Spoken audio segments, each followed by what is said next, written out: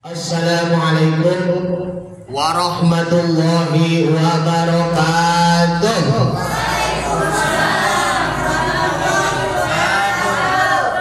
Alhamdulillahirabbil alamin wa bihi nasta'in ala umurid dunya waddin. Wassalatu wassalamu ala asyrafil anbiya wal mursalin sayyidina Muhammadin wa ala alihi washabbihi ajma'in. Amma ba'du. Rabbi shrah li sadri wa yassir li amri wahlul 'uqdatam min lisani yafqahu qawli bi jahi sayyidina Muhammadin sallallahu alaihi wasallam. Sahabat-sahabat yang kami hormati, sebentar agak miring lagi. Repotnya. Ya, oke.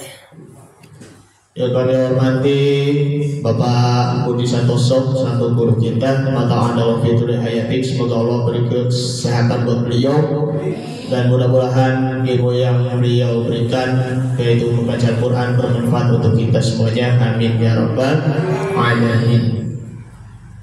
Kemudian yang kami hormati Pak Endang selaku MC, terima kasih atas waktunya yang memberikan waktu pada Al-Fakir, serta bapak-bapak dan ibu-ibu yang dimuliakan Allah Subhanahu wa ta'ala, yang tidak bisa disebutkan satu persatu namanya, namun tidak mengurangi rasa hormat atau takzim saya.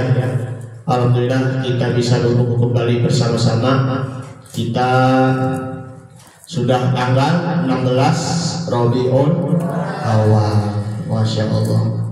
Jadi ini merupakan bulan momentum Maulid Nabi Muhammad Sallallahu Alaihi Wasallam ini. Jadi inilah merupakan momen yang tepat ya, sehingga Al-Fakir bisa hadir kembali bersama Bapak Ibu sekalian. Mudah-mudahan Bapak Ibu sehat selalu, amin ya rabbal alamin. Allah Subhanahu wa taala berfirman dalam surah Ali Imran, surah yang kedua, ayat yang ke-31. A'udzu billahi minasyaitonir rajim. Bismillahirrahmanirrahim.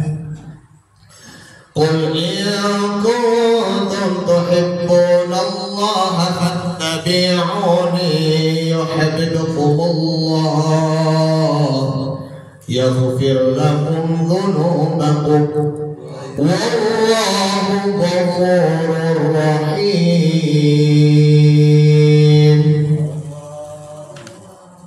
Nah, coba Allah seperti itu. Yang ini adalah katakanlah wahai Muhammad. Berarti Allah Subhanahu wa taala memberi peringatan kepada Nabi Muhammad. Qul in kuntum tuhibbunallah. Jikalau kamu Muhammad mencintai Allah, maka ikutilah aku. Fattabi'uni yuhibbukumullah. Niscaya aku akan mencintai, ya, Allah akan mencintaimu. Nah, yaghfir lakum dzunubakum, dan Allah Ta'ala akan mengampuni dosa-dosamu. Wallahu ghafurur rahim, dan Allah Maha Pengampun lagi Maha Penyayang. Nah, ayat ini dalam surah Ali Imran ayat 31 ini, bahwa kalau kita benar-benar cinta kepada Allah Subhanahu wa taala, buktikan kalau kita cinta kepada Allah Subhanahu wa taala dengan catatan, dengan syarat kita harus mencintai Rasul, terlebihnya yaitu Rasulullah Muhammad Sallallahu Alaihi Wasallam. Jadi kalau cinta kepada Allah, ikuti Rasul. Kalau cinta kepada Allah, ingat sabda Nabi Sallallahu Alaihi Wasallam. Jadi sabda Nabi Sallallahu Alaihi Wasallam maupun perbuatannya maupun juga hal ihwannya ataupun bisa juga kita mengikuti sifatnya beliau, sikapnya beliau kita ikuti. Jadi ikutin Rasul, perintah Rasul, ikutin perilaku Nabi, perkataan Nabi, terus perbuatan Nabi, sifat Nabi, maka itu pun akan menjadi bahan amalan kita dalam kehidupan sehari-hari. Maka dari itu, ibu-ibu, bapak-bapak yang dimuliakan Allah Subhanahu wa Ta'ala, ada 4 nasihat bekal ke akhirat. Bahkan itu pun juga 4 wasiat Rasulullah SAW kepada salah seorang sahabat yang bernama adalah Abu Dzar Al-Ghifari, ataupun di kata lain yaitu adalah namanya ya aslinya Jundub bin Junadah. Nah, 4 nasihat atau 4 wasiat Rasulullah SAW kepada Abu Dzar Al-Ghifari terdapat di dalam kitab Nashul Ibad karangan dari Syekh Nawawi Al-Bandani rahimahullahu ta'ala. Nah, di dalam hal ini bahwa al-maqalatul ula, ya ini artikel yang pertama, ruwiya an Rasulullah sallallahu alaihi wasallam annahu qala li Abi Dzar Al-Ghifari radhiyallahu anhu.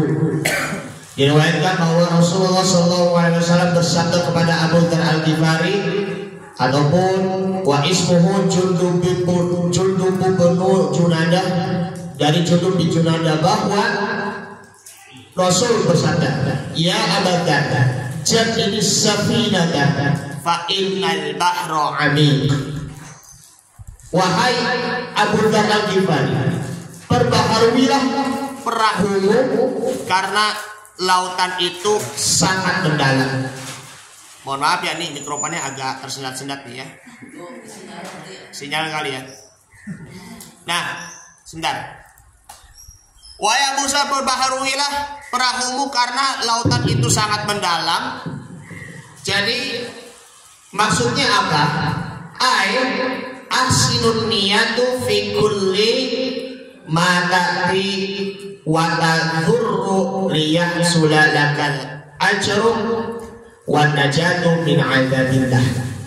Memperbaharui perahu artinya memperbaiki niat agar semua perbuatan atau tidak melakukan sesuatu perbuatan dapat menilai ibadah, mendapat pahala serta selamat dari azab Allah Subhanahu wa Ta'ala. Jadi perlunya kembali lagi untuk memperbaiki niat kita dan memperbagus niat kita. Kita selalu menjalankan perintah Allah. Apa yang kita niatkan, niat dengan baik. Kita akan meninggalkan segala larangan-larangan Allah dengan niat yang baik, dengan niat yang tulus. Maka semua akan dapat menjadi nilai ibadah. Oleh karenanya kita bertakwa kepada Allah Subhanahu wa Ta'ala dengan niat yang tulus. Mau mengerjakan sholat karena Allah, mau mengerjakan puasa karena Allah, mau berbuat baik karena Allah, mau sedekah karena Allah Subhanahu wa Ta'ala. Meninggalkan kemaksiatan apa? Meninggalkan, kalau ini meninggalkan zina karena Allah Subhanahu wa Ta'ala. Meninggalkan mencuri, tidak lagi melakukan mencuri karena Allah Subhanahu wa Ta'ala. Tidak lagi melakukan hasud, iri dan dengki, dan meninggalkan 3 hal itu, hasud, iri dan dengki karena Allah Subhanahu wa Ta'ala. Meninggalkan korupsi. Nah, ini penting juga nih buat kepada para pejabat negara. Meninggalkan korupsi karena Allah Subhanahu wa Ta'ala, karena itu dapat menyusahkan rakyat dan juga merugikan negara. Makanya kalau mau menjadi pemimpin dengan niat yang tulus, dengan niat yang baik, itu harus dengan niat itu hanya karena Allah Subhanahu wa Ta'ala. Jangan menjadi pemimpin karena ambisius, karena ingin mengejar kekuasaan, karena mencari fulus. Betul bukan? Betul. Apalagi ini juga kita mau pemilu 2024, pilpres 2024, Ya kalau mau menjadi seorang anggota dewan ataupun menjadi seorang presiden, diniatkan dulu dengan tulus. Bisakah saya melayani rakyat dengan baik? Bisakah saya menjalankan amanah tanggung jawab dengan tulus sepenuh hati? Nah itu. Bisakah saya membantu rakyat tanpa pandang bulu? Nah seperti itu. Ini pun juga demikian. Begitu juga dengan kita yang selaku seorang guru, seorang ustadz. Bisakah kita memberikan sesuatu yang teladan yang baik bagi umatnya, bagi murid-muridnya, begitu. Jadi tugas yang kita kerjakan masing-masing situ memang itu berat, tetapi jangan mengejar ambisi, karena itu semuanya merupakan tanggung jawab kita, amanah kita. Karena segala sesuatu itu pertanggungjawaban kita, jabatan kita, kedudukan kita, harta kita, pangkat kita itu dapat dipertanggungjawabkan diri kita di hadapan Allah Subhanahu wa Ta'ala. Tanggung jawab amalan kita nanti di hadapan oleh Allah Subhanahu wa Ta'ala. Engkau melakukan apa? Nah seperti itu. Pengusaha, bisakah pengusaha ataupun hartawan, orang kaya menjadi orang yang dermawan bagi orang fakir miskin? Bisakah hartanya bisa bermanfaat untuk mereka? Harta dizakatkan, disedekahkan, diwakafkan, seperti itu. Misalnya saya pengusaha punya masjid untuk wakaf, ya, wakaf untuk semua umat Islam, masya Allah. Itu pun juga merupakan sedekah. Nanti ketika sudah meninggal, pahalanya itu akan terus mengalir, Bapak Ibu, ya, terus mengalir, karena itu merupakan sedekah jariyah.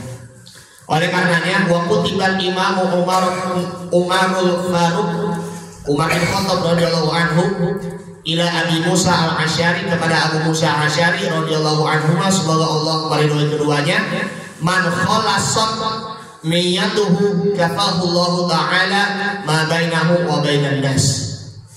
Umar bin Khattab al-Faruq, gelarnya al-Faruq, orangnya bisa membedakan mana yang hak, mana yang benar, dan mana yang batil, mana yang salah. Kepada Abu Musa al-Asy'ari, semoga Allah meridhoi mereka berdua, siapa yang niatnya tulus, maka Allah Ta'ala mencukupi keperluannya yang berada di antara dia dan orang lain. Harus benar-benar tulus dan juga harus benar-benar ikhlas. Nah selanjutnya, wa kata Salim bin Abdillah Umar bin Khattab ila Umar bin Abdul Aziz radhiyallahu anhu, dari Salim bin Abdullah bin Umar bin Khattab. Salim itu dia cucunya dari Umar bin Khattab, ya, bin Abdullah, ya, bapaknya, bin Umar bin Khattab, kakeknya, mengirim surat kepada Umar bin Abdul Aziz, seorang khalifah yang hidupnya di zaman Abbasiyah. Abbasiyah itu setelahnya Umayyah, ya. Umayyah itu setelahnya dari zamannya Khulafaur Rasyidin. Ketahuilah, nah, i'lam ya Umar, wahai Umar bin Abdul Aziz, anna aunallaha lil 'abdi bi qadri niyatihi, bahwa sesungguhnya pertolongan dari Allah itu kepada seorang hambanya sesuai dengan kadar niatnya. Faman khalasat niyatuhu tama'aunullahi lahu, wa man naqasat niyatuhu nukisa anhu aunullahi biqadri dzalika.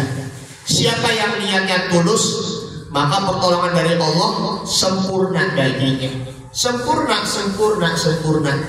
Sesulit apapun urusan kita, nanti Allah Ta'ala akan memberi pertolongan kepada kita, asalkan niat kita harus benar-benar tulus. Mohon maaf ya, kalau kita niat untuk mengejar keuntungan duniawi saja, ya kan, susah sekali untuk mengatasi masalah. Allah bagaimana bisa, ya, Allah Ta'ala memberi jalan solusi kepadanya kalau dia niatnya itu setengah-setengah. Setengahnya itu duniawi, setengahnya itu ukhrawi, bahkan setengahnya itu hanya untuk mengejar ambisi saja. Hati-hati. Apalagi ini penting buat kita ya. Makanya kita niatkan hati dengan tulus. Niat untuk mengaji, niat untuk mengajar dengan tulus, maka Allah Ta'ala akan memberi kesempurnaan baginya. Masya Allah. Kemudian sebaliknya, siapa yang niatnya kurang, maka pertolongan dari Allah pun kurang baginya sesuai dengan kadar niatnya itu. Niatnya itu memang lebih tajam dibandingkan dengan sebuah jarum. Jadi luruskan niat, kemudian kita luruskan kemauan kita, tekad bulat kita, maka dengan niat karena Allah, maka insya Allah kita mendapatkan pahala semata-mata karena Allah Subhanahu wa Ta'ala. Itulah yang dapat menghasilkan rasa ikhlas. Kemudian yang kedua, yaitu wa khudz zalika minan, bawalah bekal yang cukup. Fa innas safara fil akhirati ba'idun. Karena perjalanan itu, maksudnya perjalanan menuju ke akhirat itu sangat jauh. Fi ghayati ta'addi. Karena itu memang cukup melelahkan. Mumpung kita masih hidup, masih dikasih umur oleh Allah Subhanahu wa Ta'ala, banyakin bekal amal soleh kita, banyakin bekal juga ibadah kita. Nah, coba ibadah itu menyangkutnya di sini, yakni adalah 3: iman, amal soleh, dan juga amal sosial masyarakat. Iman, kita benar-benar beriman kepada Allah Subhanahu wa Ta'ala. Amal soleh untuk diri pribadi kita, itu pun juga kita untuk memperbaiki iman kita dan memperbaharui iman kita. Amal soleh. Yang ketiga nih ya, penting, iman sosial, amal sosial kemasyarakatan. Makanya tugas kita yaitu adalah kita mengajak, kita berdakwah, kita mengajak untuk amar ma'ruf nahi munkar, mengajak yang ma'ruf, yang benar, yang hak, dan nahi munkar, dan dilarang yang munkar, dilarang yang batil, yang salah, yang maksiat. Jadi kalau kita benar-benar ingin berdakwahnya kita yang berhasil, maka pentingnya kita berdakwah untuk diri kita terlebih dahulu. Berdakwah untuk diri kita, mengajak diri kita. Supaya apa? Supaya mudah berdakwah atau mengajak orang lain menuju kepada kebaikan. Karena kalau kita berdakwah kepada orang lain, ini pun juga merupakan peringatan bagi kami ya, termasuk saya sendiri. Saya pun juga manusia biasa, masih belajar. Kalau berdakwah kepada orang lain, tetapi sedangkan dirinya sendiri malah melanggar dirinya sendiri, naudzubillah, maka itu sama saja bohong. Hati-hati, itulah yang dinamakan adalah fasik. Artinya itu ada terpecah belah di dalam dirinya. Bahkan lebih parahnya lagi, yakni adalah munafik. Ya, biasanya kalau orang munafik itu adalah apabila berkata berdusta, apabila janji dia berkhianat, mengeluarkan kata-kata yang baik tetapi dalam hatinya bohong. Na'udzubillah, subhanallah. Karena itulah Nabi Sallallahu Alaihi Wasallam bersabda, kun fid dunya ka'annaka qaribun aw 'abirus sabil. Jadikanlah engkau menjadi apa? Seakan-akan orang asing di dunia ini, ya.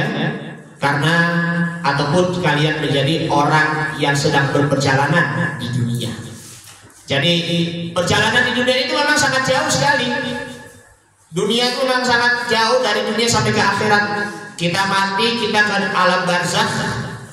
Kita menunggu di alam barzakhnya itu sampai hari kiamat.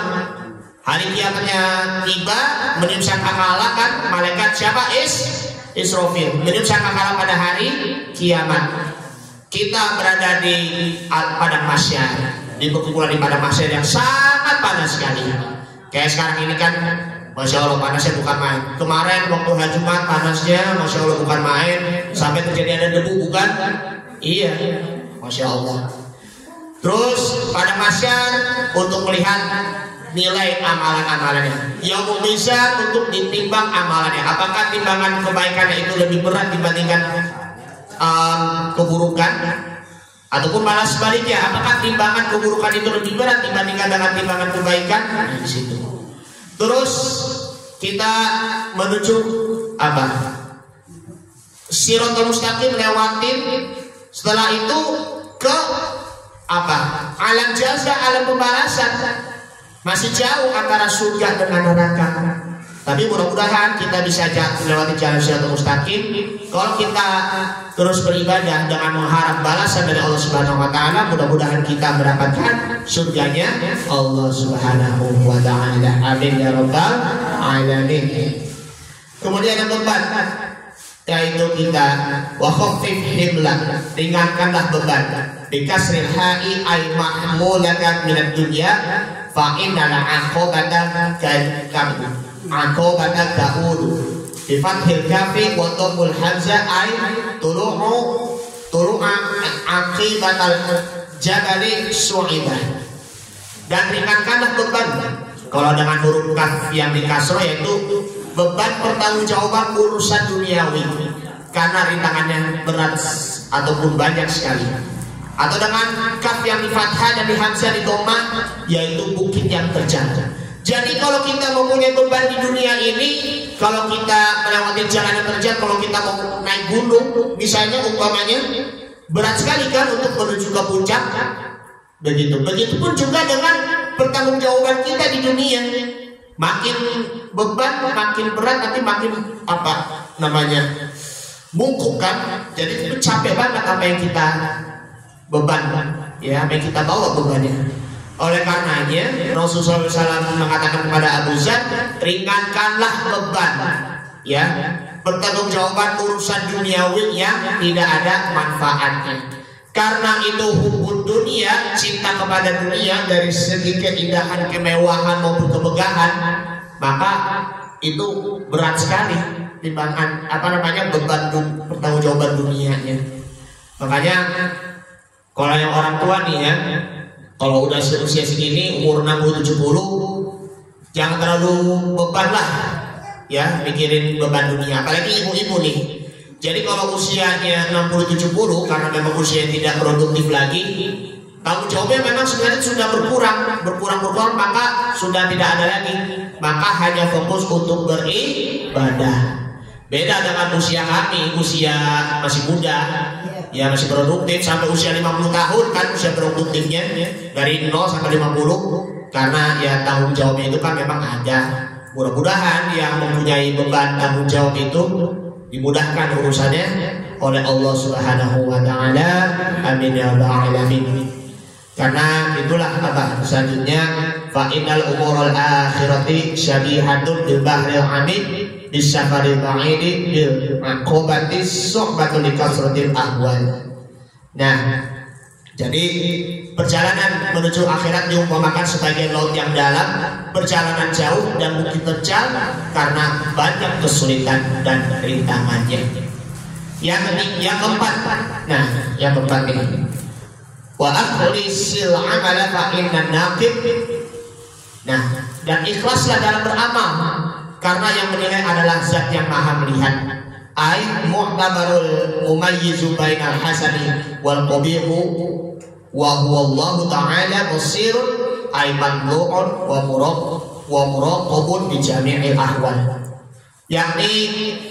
Yaitu yang meneliti dan menilai baik dan buruk, dan buruknya adalah Allah Subhanahu wa ta'ala. Jadi ikhlas itu adalah melakukan sesuatu atau memberi sesuatu karena Allah Subhanahu wa ta'ala. Beda dengan ridho. Kalau ridho itu adalah menerima pemberian dan menerima ketetapan Allah Subhanahu wa ta'ala. Jadi kalau kita benar-benar ikhlas dalam beramal kita, maka insya Allah nanti kita akan mendapatkan keridhoannya. Allah senang sama kita, Allah cinta kepada kita kalau kita melakukan amalan dengan penuh keikhlasan. Karena itulah sabda Nabi Muhammad SAW perkataan ini kepada Muaz bin Jabal bahwa akhlisil amala yujzika minhul qalil. Ikhlaskanlah perbuatanmu, maka yang sedikit darinya pun akan mencukupimu. Hadis diriwayatkan oleh Abu Mansur dan Al-Dailami. Inilah 4 hal ini merupakan 4 nasihat bekal ke akhirat. Semoga kita selalu bersungguh-sungguh dan beristiqomah dalam beramal, asalkan kita niat dengan tulus dan sepenuh hati dan niat karena Allah Subhanahu wa taala, maka insya Allah Allah Ta'ala akan selalu memberi pertolongan dan memberi kemudahan dan memberi jalan solusi kepada kita. Amin ya rabbal alamin. Sebagai penutup, ini sebentar lagi mau ini ya, mau azan. Mari kita bersalawat kepada Nabi Muhammad SAW, sebagaimana sabdanya beliau bahwa man shalla alayya wahidatan sallallahu alaihi asyra. Barang siapa yang bersalawat kepadaku 1 kali, maka Allah Ta'ala akan memberi salawatnya, yaitu 10 salawat. Maksudnya 10 salawat di sini adalah 10 rahmat. Man shalla alayya, lanjutannya asyran sallallahu alaihi bi'adan. Barang siapa yang bersalawat kepadaku 10 kali, maka Allah Ta'ala akan memberikan 100 salawat baginya, 100 rahmat baginya. Wa man shalla alayya mi'atan kataballahu baina ainaihi. Maka barang siapa yang bersalawat kepadaku 100 kali, maka Allah Ta'ala akan mencatat di antara kedua matanya, yaitu bara'atan minan nifaq wa bara'atan minan nar. Nanti kita tercatat oleh Allah Subhanahu wa taala bahwa kita bebas dari sifat kemunafikan dan bebas dari azab api neraka. Kemudian wa askanuhu yaumal qiyamati ma'asyuhada. Nanti kita masuk surga dan kita tinggal di surga ketika di hari kiamat nanti bersama para syuhada, para pejuang syuhada yang syahid. Masya Allah. Mari kita salawat terlebih dahulu ya. Kita ini Allahumma sholli ala Sayyidina Muhammad wa ala ali Sayyidina Muhammad. Allahumma sholli ala Sayyidina Muhammad wa ala ali Sayyidina Muhammad. Allahumma sholli ala Sayyidina Muhammad wa ala ali Sayyidina Muhammad. Sallallahu ala Muhammad sallallahu alaihi wasallam. Sallallahu ala Muhammad sallallahu alaihi wasallam. Sallallahu ala Muhammad sallallahu alaihi wasallam. Sallallahu ala Muhammad sallallahu alaihi wasallam. Nah itu 100 kali aja salawat sallallahu ala Muhammad. Jadi nanti Allah Ta'ala akan mencatat di kita, amalan kita, bahwa kita terbebas dari kemaksiatan, kemunafikan, dan bebas dari azab api neraka. Rugi nggak pernah salawatan? Rugi nggak? Nah rugi ya. Baik, kita dengar azan terlebih dahulu ya. Baik, sebelumnya kita baca doa azan ya. Allahumma rabba hadhihi da'watin tammah wassalatil qa'imah ati sayyidina Muhammadan al-wasilata wal fadilah wasyarafa wa darajatal 'aliyatar rafi'ah wa ba'athu maqaman mahmudan alladhi wa'adta innaka la tukhliful mi'ad. Oke, Bu, Pak, sekali lagi.